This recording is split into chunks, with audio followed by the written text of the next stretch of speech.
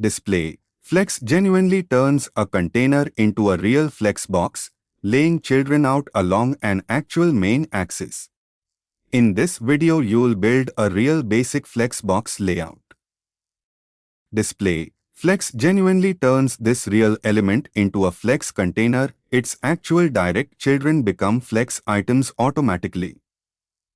Justify content genuinely controls alignment along the real main axis. Space between genuinely spreads items to the actual edges.